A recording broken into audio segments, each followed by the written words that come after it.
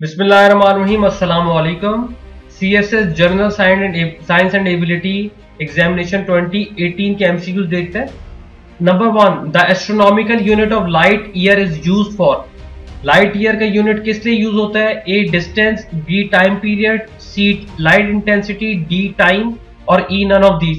तो इसका सही आंसर है ए, जो कि डिस्टेंस के लिए यूज होता है लाइट ईयर, और एस्ट्रोनॉमिकल यूनिट्स के लिए, एस्ट्रोनॉमिकल ऑब्जेक्ट्स के डिस्टेंस के लिए इस्तेमाल किया जाता है। Number 2, the use of antibiotics is a very effective way of killing disease-causing bacteria. Sometimes people don't finish all of their pills. This can result in, बोलते हैं कि एंटीबायोटिक्स डिजीज कॉजिंग बैक्टीरिया को मारने के लिए बड़ा इफेक्टिव होता है, लेकिन कभी कभार लोग इससे कंप्लीट पूरा कोर्स पूरा नहीं करते, जिसके रिजल्ट से क्या हो सकता है? A, some bacteria left unkilled, B production of more bacteria, C, bacteria become sensitive to antibiotics, D, bacteria become resistant to antibiotics। इसका सही आंसर है आपके पास D, bacteria become resistant to antibiotics। इसीलिए कहा जाता है जब भी आप एंटीबायोटिक्स से कोर्स करें तो उस कोर्स को कंप्लीट करें। Number 3, proteins are made up of polynucleotide, oxyacetylene, polypeptide, D none of these. इसका सही आंसर है आपके पास सी, पॉलीपेप्टाइड। इससे आपके पास प्रोटीन्स बनते हैं। 4, the principle used in radar is same as that of sonar. In radar we use radio waves. In case of sonar we use what? A, red waves, B, infrared waves, C, ultrasonic, D, supersonic। याद रखिएगा ये C है answer इसका, ultrasonic. जब भी बात आपके पास सोनार किया है तो वहां पे अल्ट्रासोनिक को आपने टेक करना है। अच्छा 5, how dengue fever is transmitted. Dengue fever किस तरह ट्रांसमिट होता है? ए, bite of an infected mosquito, B, bite of an infected male Aedes aegypti mosquito, C, bite of infected female Anopheles mosquito, D, bite of infected female Aedes mosquito। तो इसका सही answer है आपके पास D, bite of an infected female Aedes mosquito। अच्छा, आपके पास dengue भी malaria भी दोनों फीमेल मॉस्किटो की वजह से होते हैं, तो एक क्वेश्चन आंसर्स को 50-50 करने के लिए आप याद रखिएगा फीमेल में से ही कोई मॉस्किटो होगी। Number 6, the sky is blue because of. किस वजह से स्काई ब्लू होता है? ए, रेलाइट स्कैटरिंग, बी, माई स्कैटरिंग, सी, रिफ्रैक्शन, डी, रिफ्लेक्शन, जी, एब्जॉर्प्शन। तो इसका सही आंसर है ए, रेलाइट स्कैटरिंग की वजह से आपके पास स्काई ब्लू होता है। Number 7, cyclones. ए, साइक्लोन्स का पूछ रहे हैं, साइक्लोन्स क्या होते हैं? ए, experience Coriolis effect that deflect air to the right in the southern hemisphere, B, are associated with supergeostrophic wind, C, are typically regions of fair weather, D, are associated with low pressure system। तो इसका सही answer है D. जब भी आपके पास pressure difference होता है तो बहुत तेज हवाएं चलती हैं और इसका पूरा एक साइकिल है, तो लो प्रेशर सिस्टम की वजह से आपके पास साइक्लोन्स क्रिएट होते हैं। 8, क्वेश्चन नंबर 8 है, rainbow formation is due to.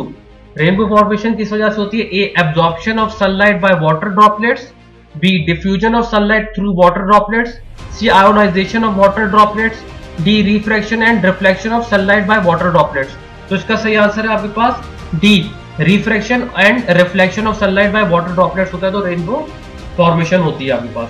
9, layer of atmosphere in which ozone layer lies in. A, exosphere, B, mesosphere, C, troposphere, D, stratosphere. ये सवाल बहुत रिपीट होता है, इसको याद रखिए। ओजोन लेयर आपके पास होती है स्ट्रेटोस्फीयर में। इसका आंसर है D, stratosphere. Question number 10, which distance is bigger an astronomical unit और light year? A, astronomical unit, B, neither one is the measurement of distance, C, they are both about same distance, D, a light year. और इसका सही answer है D, light year बड़ा होता है astronomical unit से। Question number 11, rotation in which earth rotates in the form of. Earth की rotation की डायरेक्शन क्या होती है? A, west to east, B, east to west, C, north to south, D, south to north. तो इसका सही answer है आपके पास ए, वेस्ट टू ईस्ट आपके पास अर्थ की डायरेक्शन होती है रोटेशन की। 12, collection of water droplets which are suspended in air is called. A, wind, B, cloud, C, gases, D, sleets. Water droplet suspended air में होते हैं, उसको हम लोग बोलते हैं क्लाउड्स। इसका आंसर है B, cloud. 13. How many calories you should eat to reduce weight?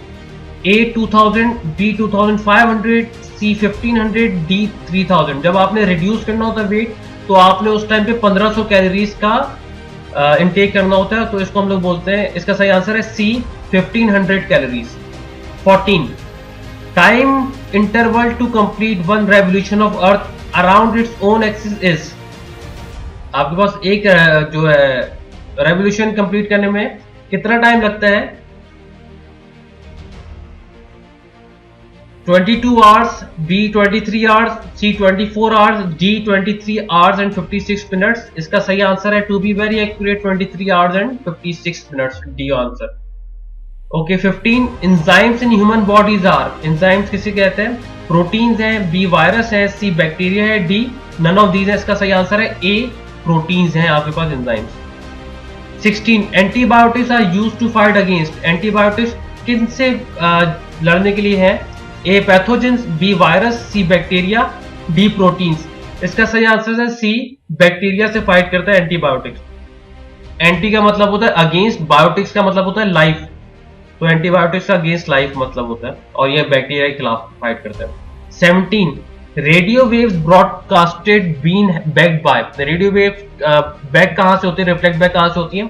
A ionosphere, B stratosphere, C mesosphere, D none of these. तो आयंस कहां पे पाए जाते हैं आपके पास? आयोनोस्फीयर में, और यहीं पे आपके पास रेज बैक होती है यहां से, तो इसका सही आंसर है आपके पास A ionosphere. 18. During combustion of petrol in car engine energy is converted in. A chemical, B mechanical, C electrical, D none of these. तो इसका सही आंसर है B मैकेनिकल. देखें, जैसे ही फ्यूल बर्न होता है तो गाड़ी चलने लगती है, हम लोग चलाते हैं तो गाड़ी चलती है. मैकेनिकल हमें एनर्जी में कन्वर्ट होकर मिलती है केमिकल एनर्जी.